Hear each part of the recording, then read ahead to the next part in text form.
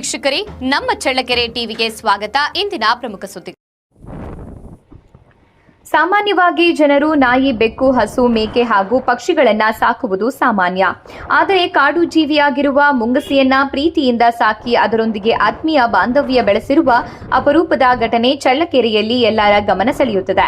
ಚಳ್ಳಕೆರೆ ನಗರದ ಚಿತ್ರಯ್ಯನಹಟ್ಟಿ ನಿವಾಸಿ ಹಾಗೂ ಪತ್ರಕರ್ತ ಲಕ್ಷ್ಮಣ್ ಪಾಳೇಗಾರ್ ಅವರು ಚಿಕ್ಕ ವಯಸ್ಸಿನ ಮುಂಗುಸಿ ಮರಿಯನ್ನ ಆರೈಕೆ ಮಾಡಿ ಬೆಳೆಸಿದ್ದಾರೆ. ಪ್ರತಿದಿನ ಆಹಾರ ನೀಡಿ ಪ್ರೀತಿಯಿಂದ ನೋಡಿಕೊಂಡ ಪರಿಣಾಮ ಇಂದು ಆ ಮುಂಗುಸಿ ಮನೆಯ ಸದಸ್ಯನಂತೆಯೇ ಬೆರೆತು ಹೋಗಿದೆ. ವಿಷಕಾರಿ ನಾಗರ ಹಾವುಗಳನ್ನು ಎದುರಿಸುವ ಧೈರ್ಯಕ್ಕೆ ಹೆಸರಾದ ಮುಂಗುಸಿ ಈಗ ಲಕ್ಷ್ಮಣ್ ಪಾಳೇಗಾರ್ ಅವರ ಹೆಗಲ ಮೇಲೆ ಕುಳಿತುಕೊಳ್ಳುವುದು, ಊಟದ ಸಮಯದಲ್ಲಿ ಜೊತೆಯಾಗಿರುವುದು ಹಾಗೂ ಮನೆಯೊಳಗೆ ನಿರ್ಭಯವಾಗಿ ಓಡಾಡುವುದು ನೋಡುಗರ ಗಮನ ಸೆಳೆಯುತ್ತದೆ.